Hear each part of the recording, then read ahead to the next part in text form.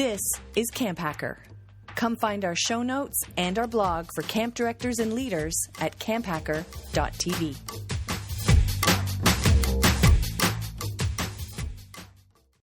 Your mission is campers. Whereabouts' mission is making their experience coordinated and connected. Whereabouts is the only camper management system that keeps parents, admin, and staff in sync in real time, so every camper's day runs with confidence, clarity, and care. Check them out today at whereaboutsapp.io. What if one meaningful insight or a great question could shift how you lead this summer?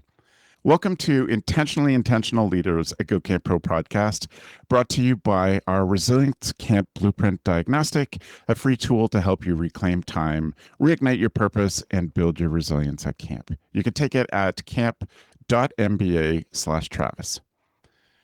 So for those of you new, each episode our guest rolls a 20-sided dice to spark some reflection through three specific lenses: memories, insights, and beliefs. My name is Travis Allison. I help camps turn care into action, building camps that help people feel seen and supported. Today's guest is Larry Bell from Camp Robin Hood. Larry, welcome. Thank you. It's a pleasure to be here. I'm so grateful to have you here. We've had other Robin Hood people on this show before, but if people are coming for the first time, can you give me just a quick overview on Robin Hood and what you folks do? So Robin Hood is the oldest privately established day camp in Canada. Mm-hmm. And we started off in Sherwood Park. That's how we got our name. I joined them when they were at Sportsland Park, which is Highway 7 and 400 in Toronto. It had a swimming pool that was a quarter-mile long, was built like a lake, and they put in some walls so that there could be a 50-meter pool within it. And I was training in that pool when I was first hired as the swimming director for Camp Robin Hood. And since that, just recently, Camp Robin Hood celebrated its 80th anniversary. Yes, congratulations. I've seen some of the videos and things. Robin Hood has been amazing at multimedia stuff for years and years and years. Definitely something that camp should check out because you folks have been so incredibly intentional about the media that you put out and the stories that you tell. It's been great to see. Had great people working with us. Totally. So for this Intentionally Intentional Leaders podcast, we borrow this format from NPR's Wildcard podcast. So our thank you to Rachel Martin for the inspiration for this. Here's how it works. In each round, we explore one of three themes: memories, insights, and beliefs. The guest rolls, if they have a 20-sided dice, or I'll roll it on screen, which is what we're going to do today. And that number determines the question that we're going to ask. And Larry, you get one skip, which lets you I'll pick a different number, and one flip where I will answer first and then you. Are you ready to dive in? Ready to go. All right. I am going to share my screen so people can see. And then I will hit one little change. Then I'll hit roll and we'll get started from there. Number 11 in the memories section. Larry, what was the first big decision that you made without your parents knowing? So the first decision that I made was going to university because they weren't sure that I would get there, although I was definitely heading in that direction. And so I decided that I was going to try and go into medicine. And I didn't wind up in medicine. I wound up in physical education. Yes. I found that I enjoyed teaching and I stuck it out at University of Toronto and eventually got my teaching degree. And at the same time, I swam for the university and played water polo for them. So I kept myself busy all during those years. Right. That's great. That's great. And how did you come across Robin Hood at that point? Like, I assume it was around that point. So I was training for the Maccabea Games in Israel at that time. And I was using the pool at Sportsland. Gotcha. So That's I was very familiar with the facility, and I'd seen the program operate there. And a friend of mine phoned and said, "Hey, Larry, guess what? There's an ad in the paper. They're looking for a swimming director, and they're looking for a nurse." Yeah. And Pearl and I were going out at that time, and she was Yeah. in her first year of nursing. I was in my first year of university. And Yeah. so we applied for the job and we both got it. Right.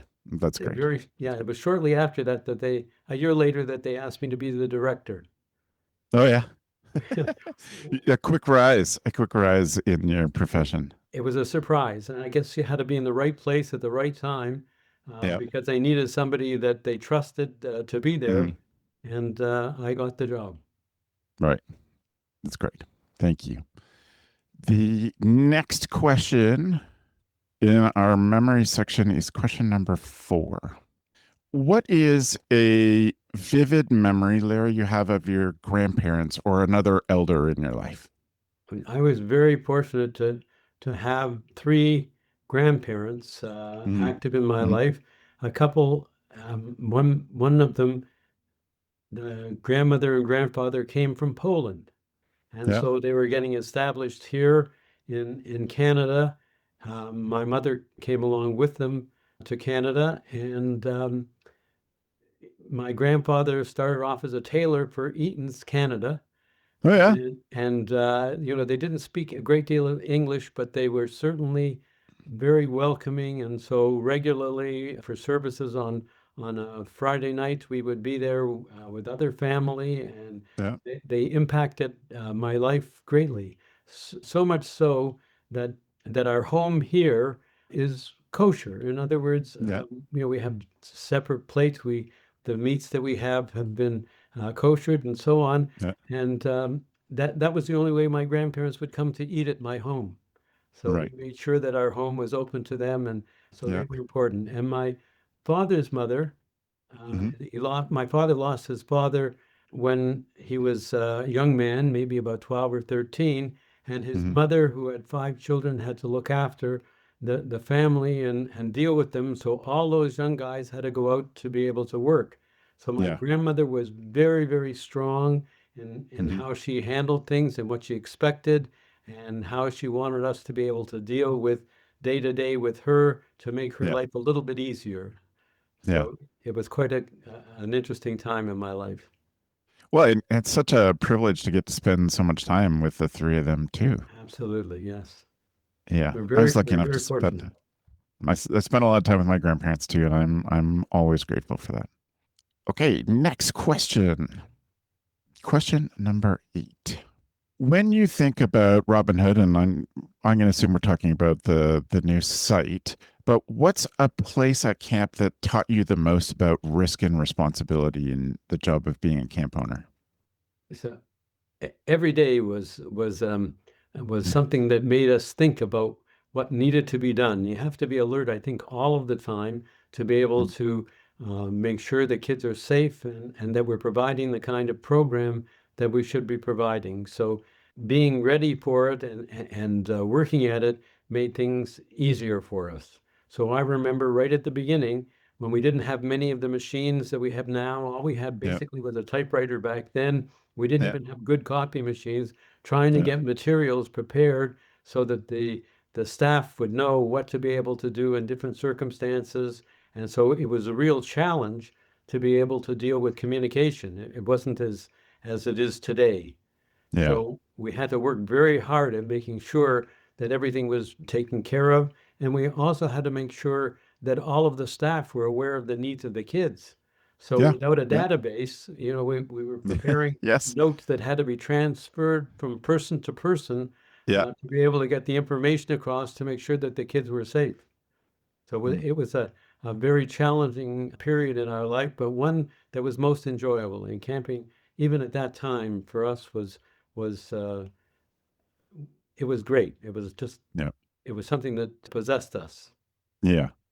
Well, and when I think of Robinhood's impact on the industry, it certainly to me centers around the professionalization of the childcare that we're providing. And it sounds like that's come from the very beginning, working around lots of challenges, but to figure out how to make sure that your summer staff could be the best possible at looking after your kids. Exactly. And I should tell you that the OCA helped a great deal at that time. When I Yeah. first came in to camping, I was 20, Mhm. By the time I was 23, I was the chairman of the day camp committee, which, which was one of the nicest things that happened to me. Bill Babcock was my right-hand guy, and there were Yeah. lots of great day camp leaders out there.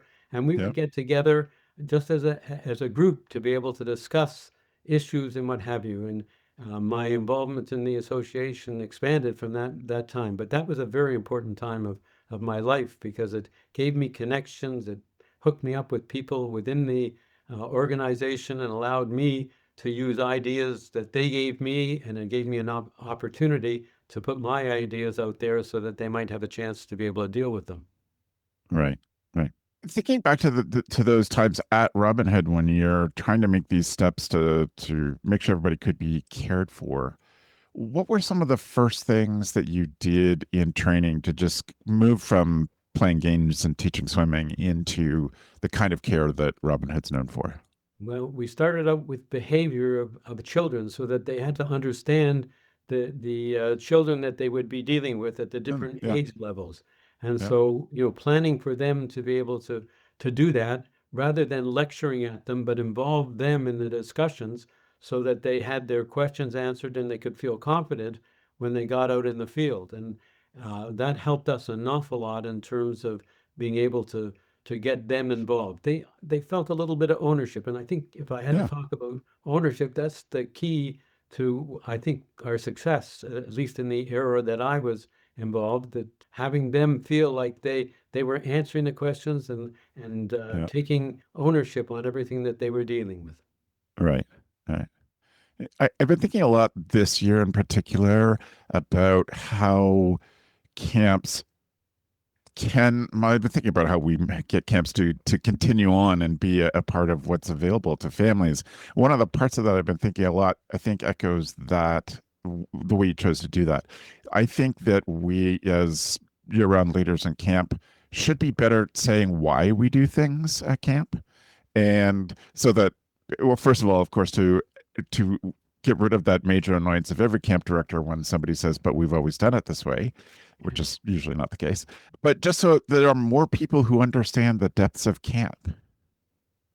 Exactly. And that why question is so important in everything you do, because just telling them something doesn't mean that they're going to accept it. But if they understand why they're doing it and the impact of it, it makes a great deal of difference for them as they're doing their job.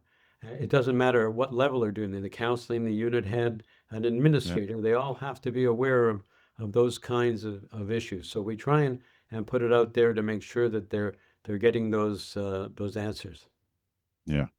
Yeah. I think it makes a huge difference in summer staffing, children's care, when that it's not just this is just a thing we do, but it's we do this thing because. Absolutely. And it's over the years, it's gotten more involved. And so, Yeah. the training is not only at the level of the staff that are coming in, the young staff in particular, but Yeah. now it's the organizational staff. We call it our senior staff, and we Yeah. make sure that they're getting together. We have a group of maybe 14 or 15, and they get together all year long to discuss Mm, camp. And right. so we lay out in front of them what happened last year, what's going to happen this year, how do they feel about it, what do they want to include, so that they're part of the development of what goes on. And when we give them the training, and then they deal with the unit heads and the staff before Yeah. camp begins, they've got something to be able to deal with. And then when we get to camp and we deal with the lower staff, the staff that are counselors and specialists and so on, then we can really do a job at training them and letting them know how to be able to be successful. This Go Camp Pro podcast is brought to you by Whereabouts, a new product from our friends at Camptivities. Ever had that heart-stopping moment when a camper accidentally goes home on the bus, but their guardian was supposed to pick them up? Or when you can't confirm everyone's arrived at camp until noon, even though the morning meeting ended hours ago? What about those little moments that slip through the cracks, like staff not knowing it's a camper's birthday or missing a special event reminder? You're not alone. Camps everywhere are saying the same thing. They need a less manual, more connected way to manage the camper experience from drop-off to pickup. Introducing Whereabouts, the only camper management system that updates in real time across 3 interfaces: parents, admin, and staff. The Parent app is attendance forward and includes all the features families expect: facial recognition photos, event calendars, news feeds, and more, giving parents peace of mind and your team fewer calls to handle. One system, one set of data, everyone in sync, all the time. From knowing where every camper is, to reducing office chaos, to helping staff feel more connected, Whereabouts help your camp run smarter, not harder. Book a demo today at whereaboutsapp.io. This leads us right into our next group of topics, Larry. We're going to talk about insights next. And you and I got ahead of ourselves on that, but I just get excited about these things and love sharing them with you. Larry, first question on insights. What is something people think comes naturally to you, but actually takes a lot of work? So often I'm credited with a lot of the things that go on at camp, and I know my niche is not out in front of everybody, and my niche is somewhere else. And so people don't always recognize what's going on during the year and behind the scenes at camp to make the job of everybody a little bit easier. So it certainly is it's a different situation in our camp as it is in many. And as camp got underway, the people that supported me were great. They were out front and making all of those things happen, and I found my niche that I could work with easily, and so I had a different role. Yeah. Do you think that there is something along the way that people have not always understood about you, Larry, because you were the big picture support person? I don't know. I tried very hard to make my role one of knowing all about them. Yeah. So even though we had large staff and what have you, I had to know where they were coming from, what their background was, why I hired them to be able to come onto camp. And so I got to know every staff member personally. As a matter of fact, I did something that maybe wasn't acceptable back then, but when they came in for an interview, I asked them if I could take their picture. And everybody looked at me and wondered, why am I taking a picture? And I said, listen, I've written notes about you. I've got it on your application, but I've seen eight to 10 people tonight. Do you think I'll remember all of the discussion? If I see your face and I put it to the application, I know exactly what's happening. And so when I got to camp, I knew about everybody and I became approachable to be able to deal with each of them on an individual basis. It's a lot of work to be able to do, but it was certainly worth the effort. Well, and a lot of work because it was not a small staff. How many would be your average number of seasonal staff you'd hired those years? Well, back then when you were we doing interviews, started about 80 to 100. We wound up with about 250, and then we wound up close to 300. So an awful lot of people.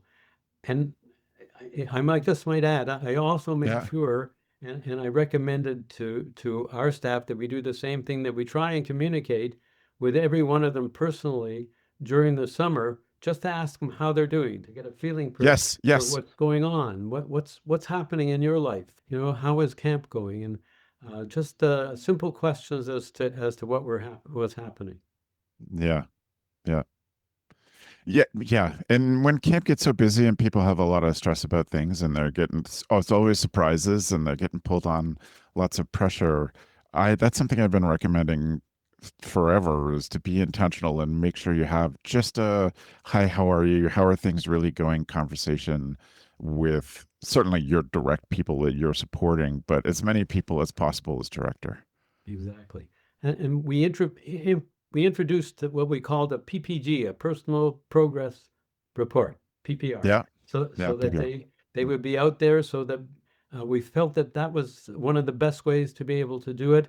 And we had to counsel the head staff on how to be able to do them. And then we had to counsel the counselors on how to look forward into what they wanted to accomplish during the summer. So it wasn't just a summer job to pick up some money. It was an opportunity to grow as they went along. And I think each of them appreciated the effort that went into making sure that they were doing things that would help them in the future. Well, and I think the evidence really supports that. It's amazing to see how Robin Hood has managed to keep people as they've gone into adulthood, and they're still connected and still part of things. And some people, it's their characters have continued on, but that just there's so many people who have a lot of life experience who stay connected to Robin Hood because of the treatment there. Yeah, I think so. And it said something about the return staff as well. Yeah, So up until the pandemic, the years before the pandemic, we had a great staff returning ratio yeah, because of the way that we dealt with them. We were in the mid 70s, almost 80s, and in getting yeah. them It's to be remarkable. returned. And then came this whole pandemic area, Yeah, yeah, and we had new people coming in who had never been to camp. Usually we had dealt with campers that had moved up and what right. have you. Now we were dealing with a whole different demographic coming into the camp, and we had to work even harder to get them to understand camp before they dealt even with the behavior, understand Yeah, where we were coming from, and so it was hard. And now we're back to the point where we've got over 70% of our staff coming back to us from last year. right. No, I shouldn't that say is remarkable. we. Howie and Sarah and the owners of the camp are Yeah, doing that. yeah. Larry's official title is Director Emeritus. Larry, is that right? Yeah, that's exactly Yeah. right. So, okay. Our next role is a 5. What decision rules guide you when the impact on kids and the making money conflict in the camp world?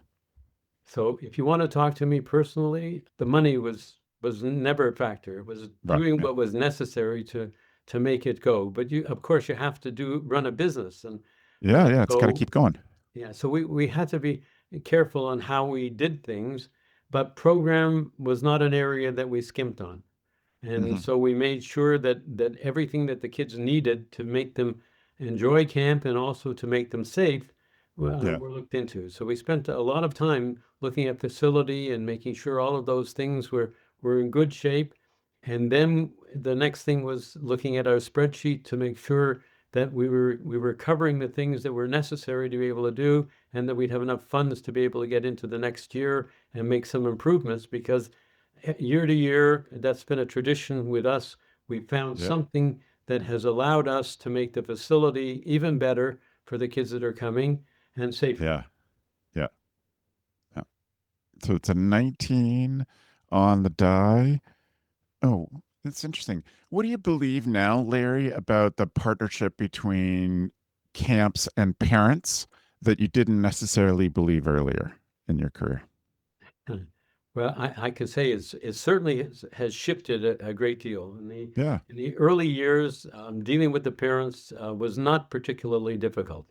In other Yeah. words, if they trusted us to take their children, they we did, and they were comfortable, and we didn't have too much feedback. They just, if we were successful, they were really happy with us.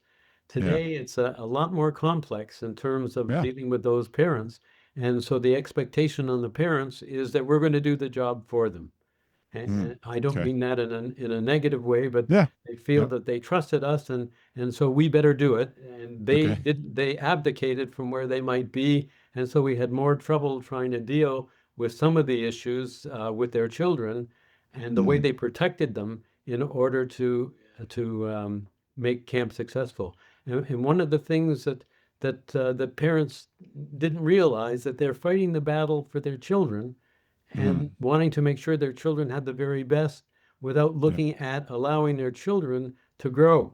And so Right. the children that were at camp were stymied often by their parents, and they're Mm. interfering with what was going on in the camp environment. And Yeah. we were trying to give them good self-esteem, make them feel good about themselves, make them feel that they accomplished things, that they experienced the things that they should in the way that they should. Yeah. So it's a difficult relationship. Yeah. Yeah. And then we all know how much it's changed in the last few years. Yeah. All right. Let us move on then to the final section, Larry, the belief section. And we're going to start with question number 12. This is a pretty big question. So, is there anything in your life, Larry, that has felt predestined to you? No, I don't I don't think so. I mean, Okay. I was fortunate to be in the right place at the right time. So I guess that maybe that's part of it. The fact that I had the opportunity to do this at a very young age. And when I got involved in camping, I was 20. As I said, by 21, I was directing the program. The staff that were the head staff were all teachers, and I was in second Yeah. year university. So Yep.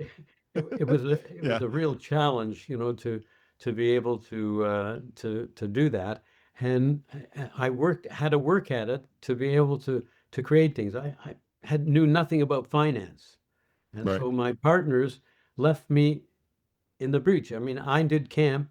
They were out there as silent partners, making sure Hmm. that the camp could function the next year. But I did all of the financial work with it. I did all of the transportation work. I did everything relating to camp without having a mentor come into camp. Now, I'm not saying that because I felt, that I was doing something extra special, but it was something that was absolutely necessary to be able to get us through those early years and functioning the way I had envisioned it happening.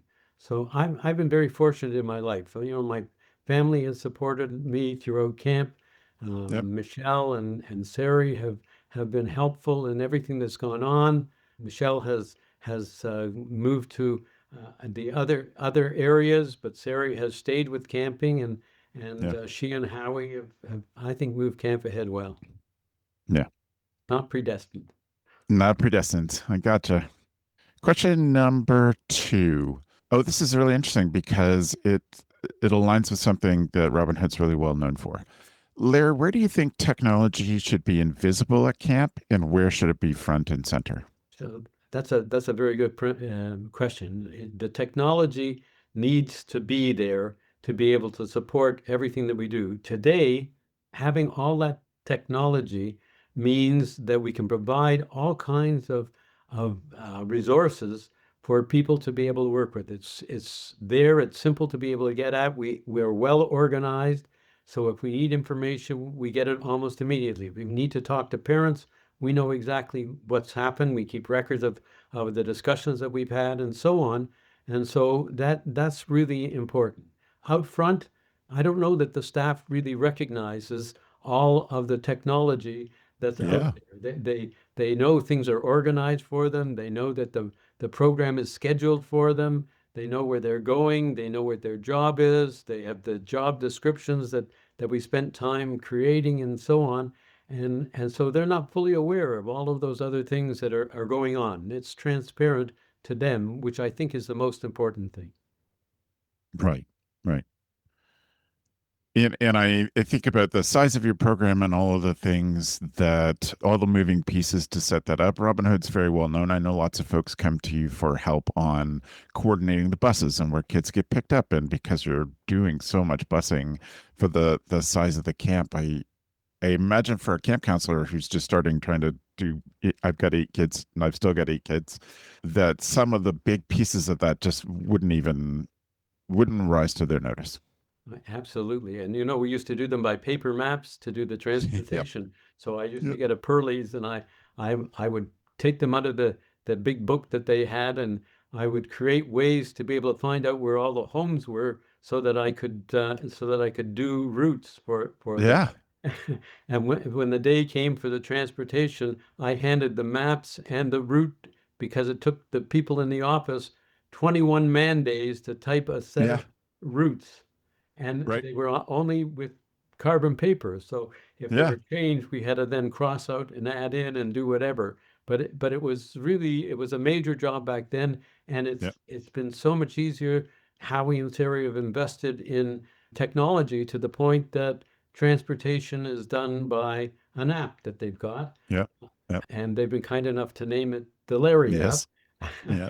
So people see it almost every day, which is very nice, great recognition. But the fact is that someone took all of the facets of what we did for transportation, put them into technology to make it easy for someone sitting in the office. One person can do all of the transportation within a couple of days, change periods in one day, and be ready to go almost the next. All right. All right. It is amazing. When When you're doing it on paper, Larry, how many at the end of the paper season, when before databases came into it, how many kids were taking buses every day? So before the pandemic, almost everybody was Yeah, taking a bus. So yeah, up to 200 and up to 500 or 600 kids on our buses yeah. doing routes. Once the pandemic hit, people were driving their kids to school. So a portion Right. to camp, a portion Yeah, of the transportation was taken up by having to get them in camp. And that wasn't easy. To bring yeah. in 200 cars Cars. and to drop off kids on our site needed a great deal of organization. And thankfully, we had a great senior staff that after the first try at this, they came up with some solutions that have been in place ever since that time. So yeah, it needs to be coordinated. Yeah, yeah. Last question then, Larry. Question number one. Ah, what do you believe camp is uniquely positioned to deliver to kids and families that schools or even schools on their phones can't deliver? That's a question, and I think you know Michael Brandwine, and so Yeah, Michael has been for the last 40 years has been a go-to person at Camp Robin yeah, Hood, and has come many times to be able to talk to us. And so, dealing with that aspect of it has been very an important part of what's gone on and how we deal with camping. It's experiential. And so yeah, we want the kids to not to worry about pass and fail. We want them to be yeah, able to learn how to get together, how to work together, how to create an environment that's inviting to everybody, how to solve their conflicts, how to deal with each other successfully. All of those things I think are really important. And then, dealing with the staff, we're talking about intentional leaders here. yeah, Well, we also have to talk about what we have to do to have the staff feel good about themselves. So when we see things with kids and with staff, instead of saying that's good, we yeah. need to be able to say why it's good and have Right. to understand, what they've done that's made them good in that situation. And if Yeah, it wasn't good, then we have to talk to them about what they might do. And that's another approach that I always believed in. I never came to someone and said, did you notice that wasn't a particularly good program that you ran? I would yeah, say, how did you feel about the program that you ran? yeah. Yeah, Of course. was it something that you were happy with? Did you Yeah, notice anything that was happening outside of the main view of your eye? How could you have resolved it? And so dealing with it so it was in a sort of a positive way so that they understood that what they were doing and how they could improve themselves. yeah. Yeah. I'm going to ask an extra question because I think it applies to the stuff that you've done, if you'll indulge me. What do you think is sacred about the Robin Hood site or even the rituals, the daily rituals at camp that like what is extraordinary and sacred about those things? And then how do you get new people into and understand and participating in those big rituals? So I think Howie addressed this really well at our 80th get together the Mhm. other week. Yeah, He addressed it by saying the traditions that everybody who's been at camp goes through are very similar, not the same, but similar yep, from year to year. So yep, there, at the end of the second week of camp, we have a special program. In one session, it's directed in one way. At the next session, another way. But we go through all of those things. So at some time during the summer, we've introduced the staff on what our traditions are. As a matter of yep, fact, even on the first day of their training sessions at camp, the new people are coming around and experiencing a day at camp. And during that yeah, experience, as they go through all the activities and what a day would look like with swim and everything else, we've talked about what's going to be happening, how it's going to evolve toward the end of time. The songs we sing, yeah, the tradition of the boys on the top of on the top of the roof doing the camp dance. All of those yeah, things, are part of the tradition of camp, and it makes it so important. So when we met 300 staff the other day, yeah, they all had experienced similar things yeah. and knew where we Tends to were tie them coming from. together. So it's so important. Yeah, yeah. how did you, is that by design, all of the, like outside of kids' activities, but the special rituals and the gatherings and things, was that by design or is that stuff that just kind of came along like, oh, that seems to work and we keep it going? No, as I mentioned, the senior staff get an Yeah. opportunity and they're Yeah. meeting, during the year together. So there may be 15 or so of them sitting down and all of that's put out in front of them and said, how did we do with that last year? Was that good? Did we build on it? Is it something we have to change? They're very creative and they come up with new ideas, still maintaining the traditions that we've had, which makes it Yeah. really very Makes, comfortable. yeah. Wonderful. Um, Travis, can I Well, I just really make appreciate this, Larry. I thank you for your Sure. time and thank you for, yes, please I was go. just going to offer one other comment, and not necessarily about me, but about you and Beth, if I might, and just to Oh, say how sure. fortunate the camping community has been to have you guys doing what you're doing. You started the discussions amongst camp people years ago, and it's meant so much, I think, to everybody in the camping field that there is a resource that they can go to, whether it's day camp or ownership or whatever. You've Yeah. created something that is really, I think, exceptional, and I just want to congratulate you on that. Well, thank you, Larry. That's very kind. And I'm grateful to hear that always grateful to hear when it has good impact on people I care so much about. For sure. Yeah. Let me bring us to a close here. So that's a wrap on this episode of Intentionally Intentional Leaders from Go Camp Pro. If you'd like to explore how you can lead with more clarity and capacity, take our Resilient Camp Blueprint for free at gcp.mba/Travis. And if you're looking for other great camp podcasts, maybe we recommend ones that Larry's family is involved in, the Day Camp Pod, where Jordana is, and the Camp Owners Pod, where Howie is. And Larry, thank you. I'm so grateful for this time. Pleasure. Thanks. I have one final question for you. Who do you think is one intentional camp leader that you admire that you think we should invite to have this discussion next? Well, I know of a couple. I Yeah. know my mentor was Joe Cronick at Camp White Pine, and Yeah. Adam has taken over that program with his son Jesse and his daughter. And so Adam's is a great person to be able to think about. Another one in a similar situation is Jack Goodman, for sure. Okay. Yeah. Yeah, great. Well, I appreciate that. We'll add them to the list as we're creating lists as we go of great people to talk to next. So I'm grateful for that, Larry. And I want to say thank you for listening. Stay resilient and stay intentional.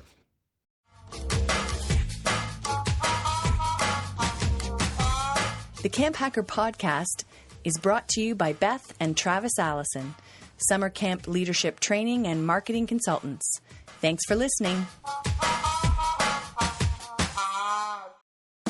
Camp Hacker, bringing your world into focus.